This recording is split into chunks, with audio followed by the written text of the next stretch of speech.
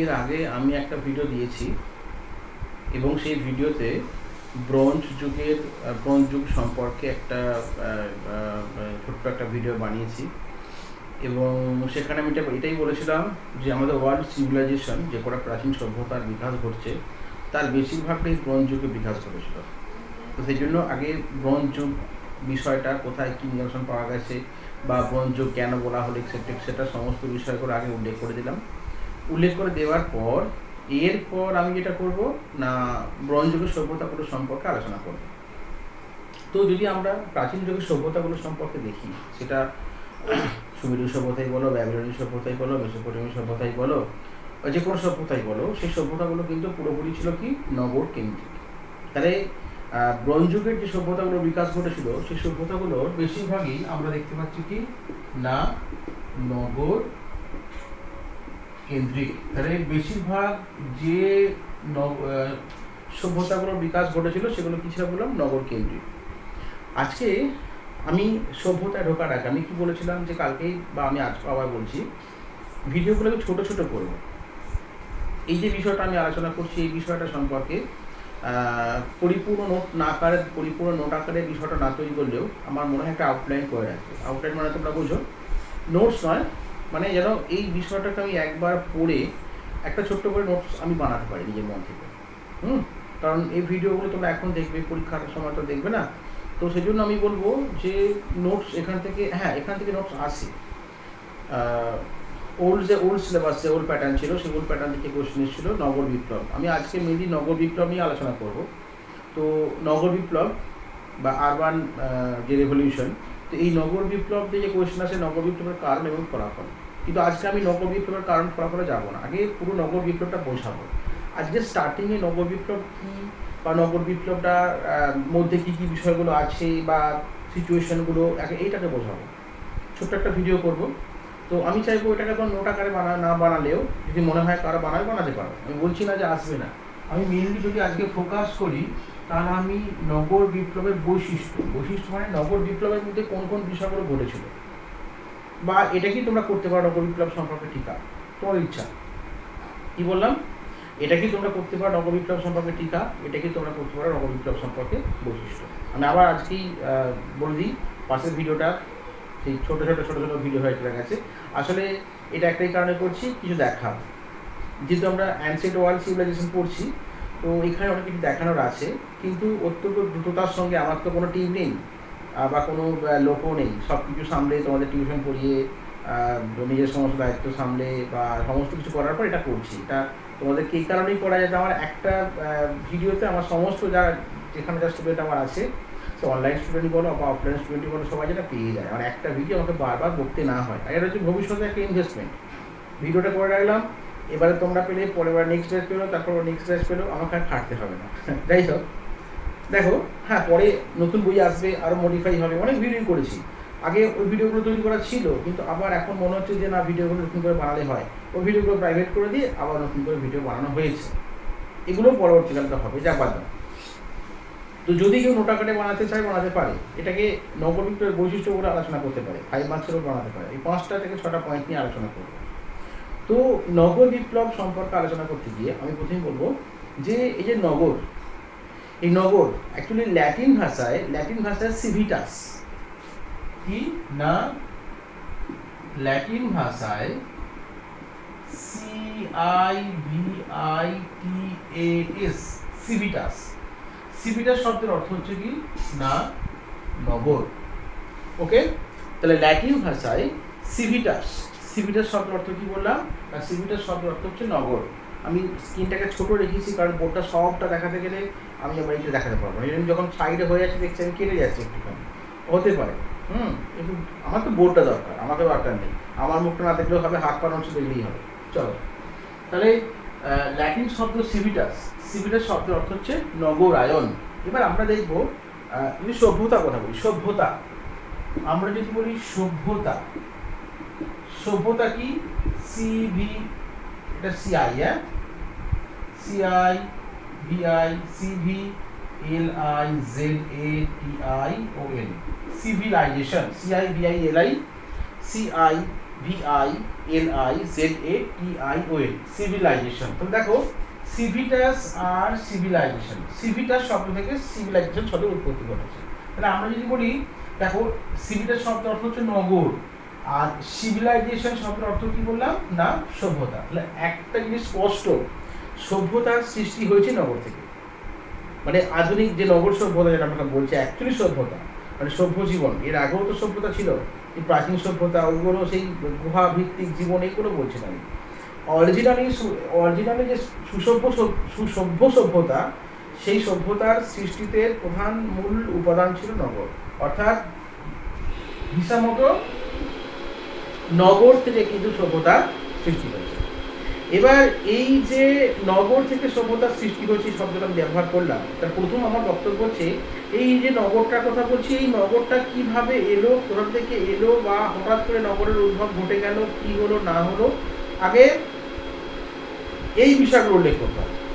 ঠিক আছে, দেখো প্রথমে আমি নগর সভ্যতা সম্পর্কে আলোচনা করতে গিয়ে একটা ছোট্ট গল্প বলি, একটা ছোট্ট বিষয়ের এক্সাম্পল দিই, এক্সাম্পল দিলে বুঝতে পারবে অ্যাকচুয়ালি আমি কি বলতে চাইছি। তো একটা বিশাল এলাকা, এই বিশাল এলাকায় কিন্তু অনেক ছোট ছোট গ্রাম আছে, এই গ্রামগুলোর মধ্যে, এগুলো গ্রাম বললাম মানে একটা অঞ্চল, একটা গ্রাম। এই গ্রামগুলোর মধ্যে যে কোনো একটা গ্রামে মানে সব তো এমনটা নয় যে সমস্ত গ্রামে মতব্বর থাকবে, পরবর্তীকালে যখন বিকেন্দ্রীকরণ শাসন ব্যবস্থা তৈরি হয়েছে তখন হয়েছে। এখানে আমি কি বলছি যে গ্রামের মানুষ বেশিরভাগ ক্ষেত্রে, এগুলো সব যদি গ্রাম হয়, এদের প্রধান জীবিকা ছিল কি না, এদের প্রধান জীবিকা ছিল কৃষিকাজ। তাহলে গ্রামের মানুষের আমি খুব ডিটেলস বোঝানোর চেষ্টা করছি যাতে করে তোদের বিষয়টা বুঝতে সুবিধা হয়। কারণ আমি দেখেছি যে বইয়ে যেভাবে যে ভাষায় লেখা রয়েছে এবং বইগুলোতে যেভাবে আলোচনা করা হয়েছে, তোদের একটু বুঝতে অসুবিধা হবে। তো সেই জন্য আমি চেষ্টা করবো একটু সহজভাবে বোঝানো, একটু এক্সাম্পল দিয়ে বোঝানো। সেই পরিপ্রেক্ষিতে বললাম যে একটা অঞ্চলে অসংখ্য গ্রাম থাকে, গ্রাম মানে গ্রামের মানুষের বেশিরভাগ মানুষের জীবিকা হচ্ছে কি কৃষিকাজ। কিন্তু কৃষিকাজ সমস্ত গ্রাম করতো এরকম নয়, কিছু গ্রাম যেখান থেকে প্রশাসন ব্যবস্থা যেখান থেকে দেখাচ্ছে ওটা বেরিয়ে গেছে, একটা গ্রাম ছিল যেখান থেকে না কি হতো না প্রশাসনটা পরিচালিত হতো, যে কোনো একটা গ্রাম থেকে প্রশাসন পরিচালিত হতো। এবং যে গ্রামে প্রশাসন পরিচালিত হতো সেখানকার মানুষ কিন্তু কৃষিকাজ করতো না। এরা কি করতো না, এরা শিল্প করতো, ব্যবসা করতো, বাণিজ্য করতো, এরা হচ্ছে এইগুলো করতো। আবার বলছি, একটা অঞ্চল অসংখ্য গ্রাম ছিল, যে অসংখ্য গ্রামের বেশিরভাগ মানুষই চাষবাস করতো। কিন্তু অতগুলো গ্রামের মধ্যে একটা মেন সেন্টার ছিল, একটা মেন কেন্দ্র ছিল, যে কেন্দ্র থেকে এই পুরো এলাকাটার প্রশাসন ব্যবস্থাটা পরিচালনা হতো। যে কেন্দ্রটা থেকে প্রশাসন ব্যবস্থা পরিচালনা হতো সেখানকার মানুষ কিন্তু কৃষিকাজ করতো না। সেখানকার মানুষ কি করতো, সেখানকার মানুষ ব্যবসা করতো, শিল্প করতো, বাণিজ্য করতো, এই সবের সঙ্গে যুক্ত ছিল। এবার এই এতগুলো গ্রামের মধ্যে যে অঞ্চল থেকে প্রশাসন পরিচালনা হতো সেখানে একটা টোটেম থাকতো। কি থাকতো? টোটেম। আমরা যেটাকে মন্দির বলি, আমরা কোনো একজন দেবতার ওপর আস্থা বা ভরসা রাখি। কোথাও শিবের মন্দির আছে, সেখানে শিবের প্রতি আস্থা, কোথাও কালী মন্দির আছে, সেখানে কালীর প্রতি আস্থা। অতএব আমরা কোনো একটা দেবতার প্রতি আস্থা রাখি। ঠিক সেরকম অ্যানসিয়েন্ট মেসোপটেমিয়ার সভ্যতাই বলো, আমি মেসোপটেমিয়ার কথা বলছি, অ্যানসিয়েন্ট মেসোপটেমিয়ার সভ্যতায় কিন্তু টোটেম থাকতো, যে কোনো একজন দেবতার উপর ভরসা করতো, তা বিশ্বাস করতো এবং তার মন্দির গড়ে তুলতো। এটাকে বলে টোটেম বিশ্বাস। টোটেম থাকতো কোথায় না, যে জায়গা থেকে পুরো প্রশাসন বিষয়গুলো পরিচালনা হতো সেখানে একজন দেবতার মন্দির থাকতো, টোটেম মন্দির থাকতো। ঠিক আছে, এই টোটেম মন্দিরকে কেন্দ্র করেই পরবর্তীকালে কিন্তু আস্তে আস্তে এই জায়গাটা কিন্তু নগরের রূপ ধারণ করে। তাহলে প্রথম দিকে নগরের যে উদ্ভব, নগরের যে আস্তে আস্তে উদ্ভব, সেটা কিন্তু মেনলি দেখা যাচ্ছে কিসে, টোটেমকে কেন্দ্র করে, মন্দিরকে কেন্দ্র করে। কেন টোটেমকে কেন্দ্র করে উঠলো? এবার আমি একটা একটা করে বৈশিষ্ট্যগুলো আলোচনা করবো। কারণ আমি দেখালাম যে হ্যাঁ এখানে আর বলে দিই, এইভাবে এই যে টোটেম বিশ্বাসকে কেন্দ্র করে প্রশাসন পরিচালনার জন্য শিল্প বাণিজ্যের পেশা ছিল, এইভাবে গোটা ওয়ার্ল্ডের মধ্যে যে প্রথম যে নগরটা করেছিল তার নাম হচ্ছে জেরিকো। জেরিকো প্রথম ওয়ার্ল্ডের নগর হচ্ছে জেরিকো। কি নাম বললাম? বর্গীজয় একা, রয় হস্যই, কয়ে ওকা। ওকে, গোটা ওয়ার্ল্ডের মধ্যে প্রথম নগরের নাম হলো জেরিকো। হলো এই পর্যন্ত মোটামুটি এটা ভূমিকা, তোমরা যদি কোনো টাকাটা তৈরি করে তাহলে এই পর্যন্ত তারা ভূমিকাটা উল্লেখ করতে পারে। আমি বারবার বলছি, একটু মন দিয়ে শুনবে। এটা সিনেমা দেখা নয়, এটা রিলস ভিডিও দেখাও নয় যে হা হা হো হো করে হেসে গেল, আমি দেখে গেলাম আর মাথার মধ্যে কিছু ঢুকলো না। মন দিয়ে শুনতে হবে, মন দিয়ে বুঝতে হবে, নাহলে বুঝতেই পারবি না, সব উপর দিয়ে বেরিয়ে যাবে আমার মনে হয়।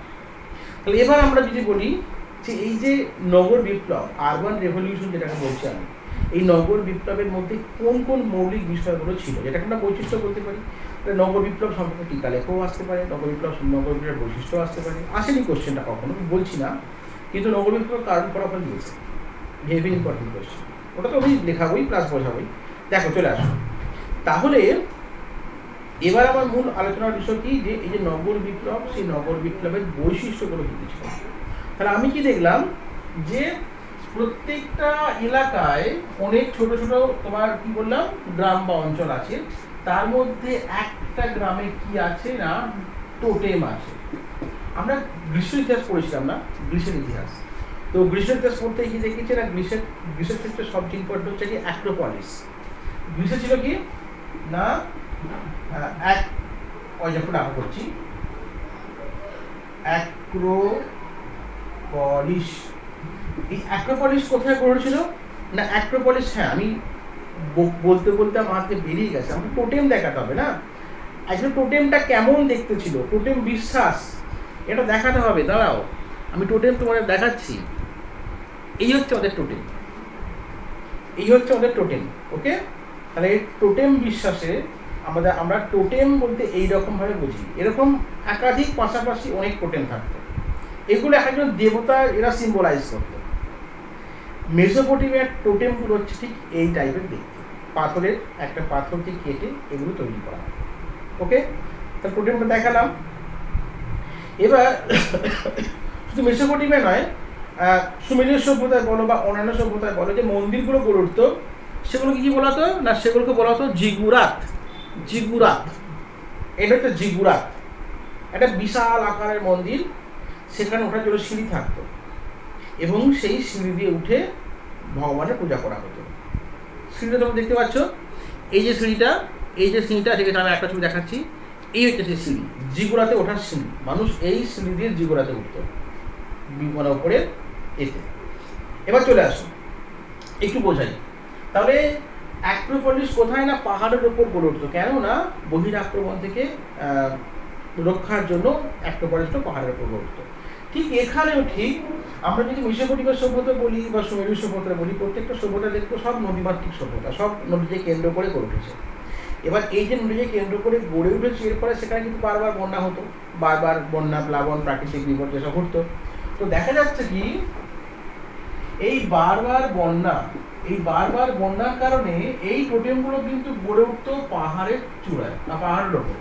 যেমন গ্রীষ্মে অ্যাক্রোপলিস গড়ে উঠতো না, ঠিক সেরকমভাবে মেসোপটেমিয়ার ক্ষেত্রেই বলো বা এই সমসাময়িক সভ্যতাগুলোর ক্ষেত্রেই বলো, এরা বন্যার হাত থেকে নিজেদের রক্ষার জন্য যে টোটেমগুলো বা যে মন্দিরগুলো গড়ে তুলছিল, জিগুরাতগুলো, সেগুলো সব পাহাড়ের বা টিলা বা উঁচু জায়গায় গড়ে তুলত। উঁচু জায়গায় গড়ে তোলার কারণে একটা বেনিফিট হতো কি, যখনই বন্যা হতো না তখন এরা সমস্ত কিছু এই বন্যার সময় কি না খাদ্য, নিত্য প্রয়োজনীয় জিনিসপত্র, এই সমস্ত কিছু চলে যেত কোথায়, এই পাহাড়ের উপর টোটেম। তাহলে তারা টোটেম যে কিসের ব্যবহার করতো, দেখো টোটেম হচ্ছে একটা দেবতার স্থান, একটা মন্দির বলো বা যাই বলো। কিন্তু দেখা যাচ্ছে কি যে এরা প্রাকৃতিক বিপর্যয়ের সময় বা বন্যার সময় নিজেদেরকে বাঁচতে বা নিজেদেরকে বাঁচাতে তারা পাহাড়ের চূড়ায় একটা নিরাপদ আশ্রয়স্থল হিসাবে এই টোটেমকে তারা মানে মনে করতো এবং এখানে তারা আশ্রয় নিত খাদ্যশস্য সব দিয়ে, এবং তখন তারা দেবতার পূজা করতো। এই যে মন্দিরগুলো, এই মন্দিরগুলোকে কেন্দ্র করে পরবর্তীকালে দেখা যাচ্ছে কি না এই টোটেমকে কেন্দ্র করে পরবর্তীকালে কিন্তু কি উত্থান ঘটছে না নগরের উত্থান ঘটছে। মানে সেখানে প্রচুর মানুষের সমাগম ঘটছে, সেখানে প্রচুর মানুষ যাচ্ছে, সেখানে মানুষকে সেখানে মানুষের আবাস বাড়ছে, আস্তে আস্তে কিন্তু এই টোটেমটা বড় একটা নগরে রূপ দিচ্ছে। এবার যখন টোটেম থাকছে, টোটেম মানে কি বললাম না টোটেম মানে হচ্ছে মন্দির, এখানে একজন দেবতাও থাকছে, দেবতা থাকলে তাকে পুজো করার জন্য তো একটা পুরোহিত থাকবে নাকি, ভগবান যেহেতু আছে ভগবান থাকলে ভগবানকে পুজো করার জন্য পুরোহিত থাকবে। আমরা দেখছি মেসোপটেমিয়া সভ্যতা কিন্তু এই টোটেমদের পুজো করার জন্য বা এই মন্দিরগুলোতে পুজো করার জন্য একাধিক কিন্তু পুরোহিতের অস্তিত্ব আমরা লক্ষ্য করছি। তো আমি পুরোহিত সম্পর্কে মানে পুরোহিত কেমন দেখছিল সেই সময় আমার আইডিয়া নেই, কিন্তু আমি যখন তোমার গুগলে সার্চ করলাম তখন কিছু মেসোপটেমিয়া মানে পাথরের যে যেমন আমাদের হরপ্পা সভ্যতাতে আমরা যেমন নারী মূর্তি পেয়েছি বা পুরোহিতের মূর্তি পেয়েছি, মেসোপটেমিয়াতেও কিন্তু সেরকম কিছু পুরোহিতের মূর্তি বা ছোট শিল বা ছোট পাথরের যে মূর্তি সেরকম পাওয়া যাচ্ছে। তার মধ্যে আমি একটা করে দেখাচ্ছি তোমাদেরকে। এই হচ্ছে মেসোপটেমিয়ার যারা পুরোহিত, খুব দাড়ি থাকতো পুরোহিতদের, এটা স্পষ্ট। যে কটা আমি দেখেছি শিলমোহর বা যে কটা আমি তোমার শিলমোহর বলবে যে কটা আমি মূর্তি দেখেছি পাথরের, সব কটা মূর্তি দাঁড়িয়ে রয়েছে। আমি আরেকটু ভালো করে দেখানোর চেষ্টা করছি, আরেকটা ছবি পেয়েছি সেখানে দাঁড়িয়ে নিয়ে অবশ্য এখানে একজন পুরোহিত পুরো নেড়া, মানে আমার যেমন ব্রাহ্মণ হতো না ঠিক সেরকম পুরো নেড়া, এটা চোখটা মানে কোনো কারণে ভেঙে গেছে, যাই হোক এটা ভাঙা মূর্তি জুড়ে এটাকে করা হয়েছে। তো এই হলো মেসোপটেমিয়ার তোমার মন্দির। তাই আমরা বৈশিষ্ট্য হিসেবে প্রথমে আমরা কি নিয়ে আলোচনা করলাম যে প্রত্যেকটা নগরে কিন্তু একটা করে মন্দির থাকছে, তাহলে মন্দির হচ্ছে আমাদের প্রথম পয়েন্ট। আমরা মন্দির নিয়ে পুরো বিষয়টা ডিসকাস করলাম। এবার মন্দিরের পর মন্দির যখন আছে তাহলে মন্দির থাকবে, মন্দিরের সঙ্গে আনুষঙ্গিক দেবতা আছে, দেবতার সঙ্গে বিভিন্ন ধর ভিত্তিযুক্ত আছে।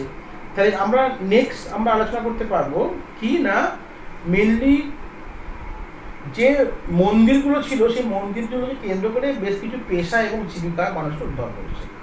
এখানে আমরা বলতে পারি আমি যদি পয়েন্টস করি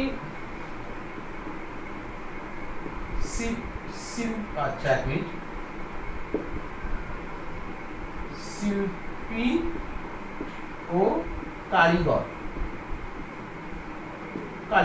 আমরা পয়েন্ট করছি যে নগর সভ্যতায় বা যে নগর বিপ্লব ঘটেছিল সেই নগর বিপ্লবের ক্ষেত্রে কিন্তু শিল্পী এবং কারিগরদের উদ্ভব করছে। কিভাবে হচ্ছে মেনলি দেখতে পাচ্ছি যে অর্থনৈতিক প্রয়োজনে, যখন অর্থনৈতিক প্রয়োজনে ইকোনমিক যে প্রয়োজন, সেই ইকোনমিক প্রয়োজনে কিন্তু মানুষ শ্রম মানে লেবার দেওয়া শুরু করেছিল।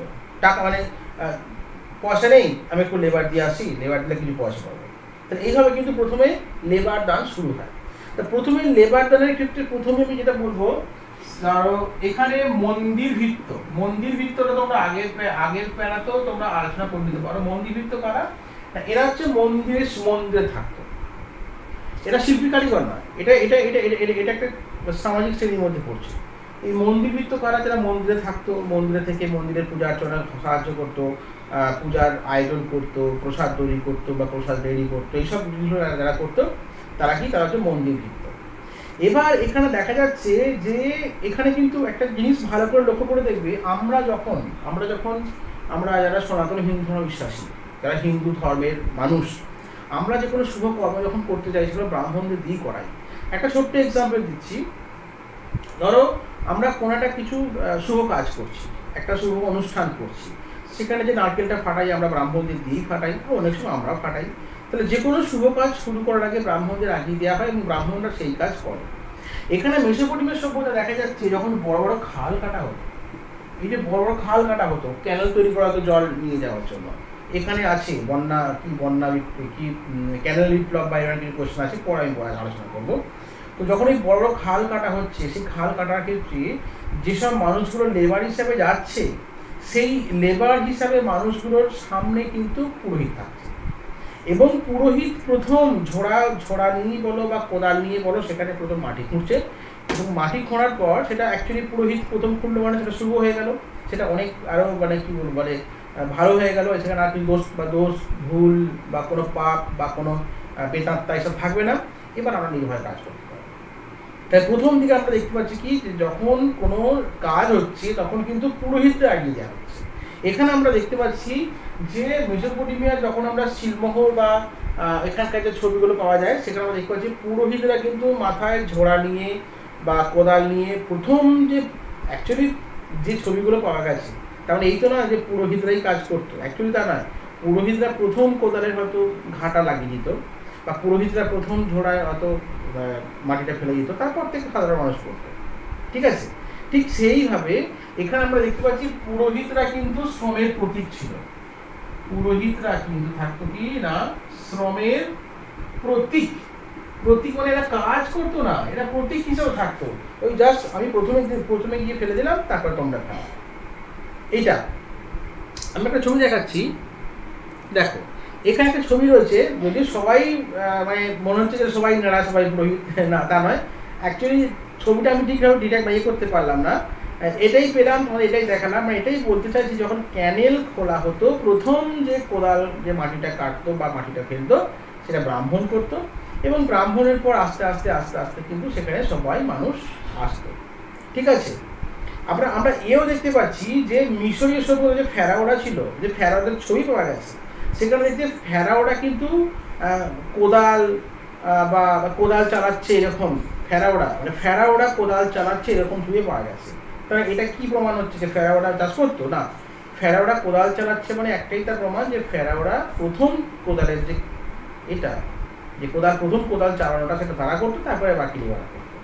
ঠিক আছে, তাহলে এই হচ্ছে ধরো আমাদের সেখানে যে শ্রম বা এক্সেট্রা এক্সেট্রা। এবার বলি, এবার আমি পয়েন্টে চলে আসছি, ওটা এই গল্পগুলো বললাম। তাহলে আমরা দেখতে পেলাম যে টোটাল বিশ্বাসকে কেন্দ্র করে একটা নগর বা ছোট একটা ঘটেছে। তারপরে আস্তে আস্তে লেবারের সংখ্যা বাড়ছে, লেবারের সংখ্যা বাড়ার ফলে কিন্তু কৃষিকাজের বৃদ্ধি ঘটছে। যখন কৃষিকাজের বৃদ্ধি ঘটছে তার মানে কি উৎপাদনও বাড়ছে, উৎপাদন ঊর্ধ্বগতি হচ্ছে। কৃষিকাজ বৃদ্ধির সঙ্গে সঙ্গে উৎপাদনও কিন্তু ঊর্ধ্বগতি হচ্ছে। উৎপাদন ঊর্ধ্বগতি হওয়ার ফলে কিন্তু উদ্বৃত্ত উৎপাদন, দয় বয়ের উদ্বৃত্ত মানে কি? উদ্বৃত্ত মানে হচ্ছে এক্সট্রা। আমার 5 বস্তা ধান দরকার, আমি এখন ধান উৎপাদন করছি 10 বস্তা, তাহলে আমার 5 বস্তা এক্সট্রা হয়ে যাবে। তাহলে কি হচ্ছে না, কৃষিকাজের উৎপাদনের কৃষিকাজ বৃদ্ধির ফলে উৎপাদন বৃদ্ধি পাচ্ছে, উদ্বৃত্ত আসছে। আর উদ্বৃত্ত আসা মানে কি?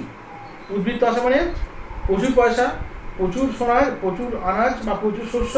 তখন এই আনাজ এবং শস্যগুলো কোথায় জমা হচ্ছে না এই টোটেম বা মন্দিরে। তাহলে যে উদ্বৃত্ত সম্পদ, সেটা শস্য হতে পারে, অর্থ হতে পারে, যাই হোক, অর্থ তখন ছিল না, তখন কলির কেস ছিল, সেই উদ্বৃত্ত সম্পদটা কিন্তু কোথায় জমা হচ্ছে না এই টোটেমে জমা পড়ছে। এবার এই যে এত পরিমাণ টাকা পয়সা, এই যে এত পরিমাণ ধনসম্পদ বা উদ্বৃত্ত যেটা টোটেমে জমা পড়লো, এই জিনিসগুলো দেখাশোনা করার জন্য কিন্তু কিছু লোকের দরকার ছিল। এইগুলোকে তদারকি করার জন্য একটা লোকের দরকার, হিসাব রাখার জন্য লোকের দরকার। তখন কিন্তু নানান রকম পেশার উদ্ভব করলো। যেমন দেখা যাচ্ছে এই টোটেমকে কেন্দ্র করে আস্তে আস্তে যারা টোটেম তৈরি করছে, যারা মন্দির তৈরি করছে, মানে মন্দির নির্মাণ করছে, এরা কিন্তু পরবর্তীকালে গৃহকর্মী মানে গৃহ তৈরি করতো, গৃহ নির্মাতা বললে ভালো হয়। এরা পরবর্তীকালে গৃহ নির্মাতা হিসাবে পরিচিত হচ্ছে। যারা টোটেম তৈরি করছে, আর্কিটেকচার যারা বানাচ্ছে, এই আর্কিটেকচার যারা তৈরি করছে তারা কিন্তু পরবর্তীকালে গৃহ নির্মাতা হিসেবে পরিচিত হচ্ছে। আবার দেখা যাচ্ছে কি যারা দেবতার অলংকার তৈরি করছে তারা কি মণি, মানে কোথায় লিখবো খুঁজে পাচ্ছি না, তারা হচ্ছে মণিকর্ম, এখানে লিখছি। যারা অলংকার তৈরি করছে তারা হচ্ছে কি না মণিকর্ম। ঠিক আছে, তা অলংকার তৈরি করছে মণিকর্ম। আর যারা মাটির জিনিস তৈরি করছে দেবতার জন্য তারা হচ্ছে মৃৎশিল্পী। এইরকম আস্তে আস্তে আস্তে আস্তে নানান পেশা উদ্ভব করছে। ঠিক আছে, এরা কারা? এরা হচ্ছে কারিগর বা শিল্পী, এরা মেনলি কারিগর বা শিল্পী। ঠিক আছে, তাহলে কারিগর আর শিল্পী শ্রেণীর আমরা কিন্তু নগর বিপ্লবের সময় নগরগুলিতে লক্ষ্য করতে পারছি, দেখতে পাচ্ছি। এবার নেক্সট পয়েন্ট আমি যদিও নেক্সট পয়েন্টটা এর মধ্যে ঢুকে রয়েছে, আমি পুরো বিষয়টাই বলে দিলাম। এখনো পর্যন্ত আমরা যা দেখলাম সেখানে দেখলাম কি যে সমাজ ব্যবস্থার কিন্তু যা আলোচনা করলাম, সমাজে অনেক ক্যাটাগরি মানুষ দেখলাম। যেমন পয়েন্ট যদি করি আমি শ্রেণী বিভক্ত সমাজ, শ্রেণী বিভক্ত সমাজ, তাহলে আমরা শ্রেণীতে কারা দেখলাম না, আমরা পুরোহিত দেখেছি, মন্দির ভৃত্য দেখলাম, কারিগর দেখলাম, তারপরে বণিক আমরা দেখিনি এখনো, বণিক আছে, কারিগর, বণিক, শিল্পী। তাহলে আমরা দেখতে পাচ্ছি নগরে, গ্রামে কিন্তু কৃষক থাকছে, নগরে কিন্তু কাজ দেখতে পাচ্ছি, পুরোহিত দেখতে পাচ্ছি, মন্দির ভৃত্য দেখতে পাচ্ছি, কারিগর দেখতে পাচ্ছি, বণিক দেখতে পাচ্ছি, আর শিল্পী দেখতে পাচ্ছি। তাহলে এই রকম অনেক ক্যাটাগরির মানুষ কিন্তু আমরা দেখতে পাচ্ছি এই নগর বিপ্লবের ক্ষেত্রে। আমরা মেসোপটেমিয়ার যে শিলমোহরগুলো পেয়েছি, আমরা সেখানে দেখতে পাচ্ছি যে শিলমোহর বা পাথরে যে খোদাই করা যেসব মানে নিদর্শনগুলো পাওয়া গেছে, সেখানে আমরা দেখতে পাচ্ছি যে দুটো বণিক বসে বসে হয়তো তারা আই থিঙ্ক মনে হচ্ছে এরা হয়তো হুঁকো বা তামাক কিছু একটা খাচ্ছে, আমি জানি না, এটা অ্যাকচুয়ালি দুটো বণিক বসে বসে কিছু একটা করছে। এটা আমি দেখেছি যে নিচে লেখা আছে মার্চেন্ট, মানে এরা হচ্ছে বণিক সম্প্রদায়। ওকে, আবার আরও খানিকটা আমি দেখলাম এই ছবিটা দেখতে পেয়েছি, এখানে দেখা যাচ্ছে যে কি দেখো, এখানেও দেখা কিছু খাচ্ছে, এরা চেয়ারে বসে বসে কিছু একটা খাচ্ছে। এইগুলো হচ্ছে মেসোপটেমিয়ার মার্চেন্ট শিলমোহর। ওকে, তাহলে এই হলো আমি এখনো পর্যন্ত দেখলাম যে সমাজের অনেক শ্রেণী বা অনেক মানে মানুষের উদ্ভব ঘটেছে। এরপর আমি আরেকটু আগাবো, কতখানি হচ্ছে বোঝা যাচ্ছে না, আমি স্ক্রিনটা বন্ধ করেছি, দেখাও। তাহলে এরপর আমি আরেকটু আগাবো, কি আগাবো না, বাণিজ্য এবং বণিক। যদিও আমি পয়েন্টটা আমি বণিককে দেখিয়ে দিলাম, এবার আমি দেখাবো বাণিজ্য ও বণিক। বাণিজ্য বলতে এখানে কি বললাম, উদ্বৃত্ত উৎপাদন বেড়েছে না, কি বললাম আগেই বলেছি না, উদ্বৃত্ত উৎপাদন বেড়েছে বলি। এবার কিন্তু বাণিজ্যের প্রয়োজন, আর বাণিজ্যের জন্য তখন কিন্তু পয়সার কোনো ব্যাপার ছিল না। আমরা যে সময় কথা বলছি তখন কিন্তু কেনা বেচার একটাই মাধ্যম ছিল, সেটা হচ্ছে বিনিময়। প্রথমে ছিল বিনিময়, তারপরে কিন্তু আমাদের ভারতবর্ষে যেরকম সম্পদের মাপকাঠি ছিল গরু বা গোধন, ঠিক সেরকম মেসোপটেমিয়াতেও বিনিময়ের পরে কিন্তু মাধ্যম হিসেবে গরু এসেছিল। এবং এর পরবর্তীকালে দেখা যাচ্ছে কি ছোট ছোট কড়ি, সোনা, রূপা। এর পরবর্তীকালে কি না, কড়ি, সোনা, রূপা এইগুলো কিন্তু আস্তে আস্তে দেখা যাচ্ছে কি জিনিসপত্র লেনদেনের মাধ্যম হয়ে উঠছে।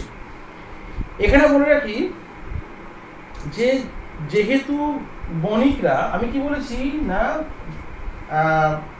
এখানে শ্রেণীর মধ্যে বলেছিলাম পুরোহিতরা কিন্তু টোটেমের প্রধান ছিল, আর যেহেতু টোটেমগুলো কেন্দ্র করে নগর গড়ে উঠেছিল, তাহলে নগরের প্রধান কিন্তু ছিল কারা না, পুরোহিতরা। ভালো করে বুঝবে, পুরোহিতরা টোটেমের প্রধান, মন্দিরের প্রধান, মন্দিরগুলো টোটেমগুলোকে কেন্দ্র করে মন্দির গড়ে উঠত। অতএব যেহেতু টোটেমের প্রধান পুরোহিত, অতএব নগরের প্রধান পুরোহিত। মানে কিছু কিছু নগরের কর্মকর্তারা ছিল পুরোহিত, এটা। আবার কিছু কিছু নগরে যেখানে পুরোহিতদের দাপট বা প্রাধান্য খুব একটা বেশি ছিল না, সেখানে আমরা দেখতে পাচ্ছি কাদের না, যারা এই উদ্বৃত্ত উৎপাদনকে বিনিময় বা ব্যবসার মাধ্যমে বাণিজ্য করছে, তারা কারা না, বণিক। তাহলে কিছু কিছু নগরের কর্মকর্তা হচ্ছে কারা না, বণিকরা। কিছু নগরের কর্মকর্তা কারা না, বণিকরা। তো এইভাবে দেখা যাচ্ছে কি বণিকরা কিন্তু নগরগুলির কর্মকর্তা হয়ে উঠছে। এবার তারা এই যে নগরের বণিকরা কর্মকর্তা হয়ে উঠছে, আর দেবতার মন্দির এরা হচ্ছে কর্মকর্তা। আর এমনটা নয় যে এই মানে যে নগরগুলোতে এই বণিকরা কর্মকর্তা ছিল সেখানে কোনো টোটেম ছিল না। অবশ্যই টোটেম কিন্তু সমস্ত নগরই থাকছে, যেখানে টোটেমে মন্দিরের প্রভাব বেশি ছিল তারাই সেখানে কর্মকর্তা ছিল, আর যেখানে মন্দিরে টোটেমে পুরোহিতদের প্রাধান্য কম ছিল সেখানে হয়তো এরা কর্মকর্তা ছিল। আর একটা জিনিস বলে রাখি, এই বণিকদের কিন্তু ব্যাংক ছিল এই টোটেমগুলো, বণিকদের ব্যাংক ছিল এই টোটেমগুলো, যেটাকে আমরা শস্য গোলা বলতে পারি। তখন তো শস্যই ব্যাংক, তখন তো আর টাকা পয়সা অত ছিল না, শস্যগুলো যেহেতু শস্য গলাটাই ব্যাংক ছিল, আর এখান থেকে এই টোটেম থেকেই প্রয়োজন মাফিক শস্য মানুষকে দরকারের সময় দান করা হতো। যখন বন্যা টন্যা হয়ে যেত, যখন চাষবাস হতো না, তখন কিন্তু এই টোটেম থেকেই, অর্থাৎ ব্যাংক, যেটা আমরা ব্যাংক থেকে টাকা নিই না, এই টোটেম থেকে কিন্তু শস্য বা অন্যান্য কিছু দেওয়া হতো। ঠিক আছে, এটা কোনটা গেল? বণিক এবং বাণিজ্য ব্যাপারটা আলোচনা হলো। এবার লাস্ট পয়েন্ট আমি আলোচনা করবো বিচার ব্যবস্থা আর এবং আইন। 5 বিচার ও আইন। আমি প্রথমে আইনটা আলোচনা করবো, তার বিচারটা করবো, কারণ আইন না তৈরি করলে বিচার তো হবে না। আচ্ছা, এখানে বলে দিই, পুরো নগরগুলোর ক্ষেত্রে যখন নগরগুলো আস্তে আস্তে সমৃদ্ধি ঘটছে, নগরগুলোর আকার আয়তন বৃদ্ধি পাচ্ছে, আর তার সঙ্গে সঙ্গে এই যে নগরের যে ব্যাংক যেটা বললাম শস্যকলা, এই শস্যকলা যখন আকার আয়তন খুব বৃদ্ধি পাচ্ছে, তখন কিন্তু নগরগুলোতে আস্তে আস্তে দুর্নীতি, অপরাধ, বিশৃঙ্খলা, আমার হাত দেখা খুবই খারাপ, দুর্নীতি, অপরাধ, বিশৃঙ্খলা কিন্তু আস্তে আস্তে বাড়ছে, কারণ মানুষের এবার লালসা তৈরি হচ্ছে, মানুষ সব কিছুকে একটু ছিনিয়ে নেওয়ার চিন্তা ভাবনা রাখছে। তো এই সময় এই দুর্নীতি বন্ধ করার জন্য বিচার ব্যবস্থা এবং আইন শৃঙ্খলা গড়ে তোলা হয়। কি বললাম? বিচার ব্যবস্থা এবং আইন শৃঙ্খলা গড়ে তোলা হয়। এই আইন শৃঙ্খলাগুলি রক্ষার জন্য লিখিত আইন তৈরি করা হয়। 1820 থেকে আমরা হামুরাবির নাম শুনেছি। আমরা হামুরাবির আইন সংহিতার কথা জানি। হামুরাবি নাকি 1820 থেকে 1820-তে প্রথম লিখিত আইন প্রবর্তন করেছিল। তো সেই হামুরাবির আইনটা আমি একটু দেখাতে চাই তোমাদেরকে। আচ্ছা, আমি এখানে একটু বলে দিই, ইনি হচ্ছেন পটেশি মানে কি? আমি বললাম, নগর যখন গড়ে উঠেছে, নগরের দেখাশোনার দায়িত্ব কিন্তু একজনকে দিতে হবে। ওকে, নগর যখন গড়ে উঠেছে, যারা বিজনেসম্যান, তারা কর্মকর্তা, তাদের তো বিজনেসই মূল বিষয়, অর্থাৎ তারা তো নগর পরিচালনা করবে না। নগর পরিচালনা করার জন্য একজন নগর রক্ষক বা নগর আধিকারিক থাকতো, যাকে বলা হতো পটেশি। আর ইনি হচ্ছেন এনসি শব্দের অর্থ হচ্ছে অ্যাকচুয়ালি পুরোহিত। আবার বলছি, এনসি শব্দের অর্থ হচ্ছে অ্যাকচুয়ালি পুরোহিত। প্রত্যেকটা টোটেমে যে পুরোহিত পুজো করতো তাকে নাম দেওয়া হয়েছিল এনসি। আচ্ছা, আরেকটা আগানোর পর এটা হচ্ছে হামুরাবি তার আইন সংহিতা প্রকাশ করছেন। ঠিক আছে, এবার এই হামুরাবির আইন সংহিতাটা দেখে মনে হচ্ছে, দেখো একটা প্লেটের ওপর যতগুলো তোমরা হামুরাবির আইন সংহিতার ছবি যেখানেই পাবে সিলমোহর দেখবে এটাই অরিজিনাল, এটাই আছে। এবং এই যে ফুটোটা আছে না, দেখবে প্রত্যেকটা, আমি দেখলাম প্রত্যেকটা ছবি কিন্তু ওই ফুটোগুলো রয়েছে, মানে এটাই হচ্ছে অরিজিনাল হামুরাবির আইন সংহিতার পাথরের একটা নিদর্শন। কিন্তু এটা কিন্তু এইটুকু নয়, এর নিচে একটা বড় পিলারের মতো আছে, দেখাচ্ছেন, দেখো, এইটা হচ্ছে মেনলি হামুরাবির যে আইন সংহিতা, একটা পিলারের চারদিকে খোদাই করা হয়েছে, এবং পিলারের মাথায় উনি যে আইন সংহিতাটা জারি করছেন তার ছবিটা খোদাই করা হয়েছে। এবার এই পিলারের গায়ে যে লেখাগুলো রয়েছে সেগুলো আমার সাধ্য নেই উদ্ধার করা। এই লেখাটা হচ্ছে এইরকম, হামুরাবির আইন সংহিতা। যদি কারো মনে হয় যে এই আইনটাকে উদ্ধার করবে, আমাকে করে নেক্সট দিন জানাতে পারে, কোনো সমস্যা নেই। ঠিক আছে, তাহলে এই হলো আমাদের হামুরাবির আইন সংহিতা। এবার এই যে জিনিসপত্রগুলো এখানে তোমার মানে এই যে হামুরাবির এই যে আইন সংহিতাগুলো তৈরি করা হয়েছিল, সেই আইন সংহিতার মধ্যে ইচ অ্যান্ড ডিটেলস থাকতো। কি জিনিসপত্রের দাম কেমন হবে, লেবারদের মজুরি কেমন হবে, ডাক্তার কেমন, তার মানে ফিস কেমন নেবে। ডাক্তার বলতে এখানে যারা বৈদ্য ছিল বা তোমার চিকিৎসক ছিল, তারা কতটা ফিস নেবে, এই সমস্ত কিছু কিন্তু এই আইন সংহিতার মধ্যে কিন্তু উল্লেখ আছে। ঠিক আছে, তাহলে এইটুকুই আমি ছোট করে আজকে আলোচনা করলাম, কি না হামুরাবির আইন সংহিতা পর্যন্ত বলে। যাই হোক, তাতেও দেখলাম অনেকটাই ভিডিওটা হয়ে গেছে। মেনলি তাহলে আমি আজকে আলোচনা করলাম যে ব্রোঞ্জ যুগে যে নগর সভ্যতার বিকাশ ঘটেছিল বা যে নগর আয়ন ঘটেছিল, সেই নগর আয়নের প্রধান বিষয়গুলো এই বিষয়টা না বললে যখন প্রেক্ষাপটটা আমি বোঝাবো বা লেখাবো তোমাদের মাথা কিছু ঢুকবে না। একটা ওভারঅল ধারণা তৈরি হয়ে গেল যে টোটেম বিষয়টা কী ছিল, মন্দিরটা কী কাজে ব্যবহার হতো, সেখানে মানুষ গিয়ে বন্যার সময় থাকতো, সেখানে শস্য সেখানে তুলে রাখতো, পরে আস্তে আস্তে সেটা ব্যাংক হয়ে গেল, এক্সেট্রা এক্সেট্রা। এই বিষয়গুলো একটা সাধারণ আইডিয়া তোমাদের মধ্যে তৈরি হলো। নেক্সট টাইম যখন আমি নগর বিপ্লব বিষয়টা নিয়ে আলোচনা করবো, আমার মনে হয় মানে আরও বিষয়টা বুঝতে সুবিধা হবে। আমি নেক্সট দিনে এই বিষয়টা ফিডব্যাক নেবো। ফিডব্যাক মানে নোট দরকার, আমি নোট আকারে বলছি না, নোট আকারে তৈরি করার কোনো দরকার নেই। যদি পারো করে নেবে, কোনো সমস্যা নেই যে স্যার আমি পরে পারবো না, তৈরি করতে ভুলে যাব। একটা নোট আকারে তৈরি করতে চাইলে এখনই করে নাও। আর যদি বলে না আউটলাইন করে রাখবো, আউটলাইন করে রাখার বক্তব্য হচ্ছে নেক্সট দিন আমি যখন ক্লাসে আমি আলোচনা ধরবো তোমাদেরকে, যে বলো তো এই পয়েন্টটা কী বলা হয়েছে, বা বলো তো এই বিষয়টা বুঝতে পেরেছো, বা বলো তো এটা কি, আমি যেন ফিডব্যাকটা পাই। ঠিক আছে? এই ফিডব্যাকটা আমি নেক্সট দিন নেবো। আর এই ফিডব্যাক দিতে গেলে আমার মনে হয় তোমাদের খাতায় নোট আউট করতে হবে। তোমরা তোমাদের মতো করে নোট করবে, এটা কোনো বাধ্যবাধকতা নেই, তোমাদের মতো করে করবে। যদি নোট করতে চাও নোটের আকারে, তাহলে করবে বৈশিষ্ট্য, এটা বললাম। ঠিক আছে, এই পর্যন্ত থাকলো। নেক্সট ভিডিওতে আমি নগর বিপ্লবের যে প্রধান যে কোয়েশ্চেনটা আসে, নগর বিপ্লবের কারণ এবং ফলাফল আমি একসঙ্গে আলোচনা করবো। হয়তো লেন্দি হতে পারে, কিন্তু একসঙ্গে আলোচনা করবো। ঠিক আছে, ওকে।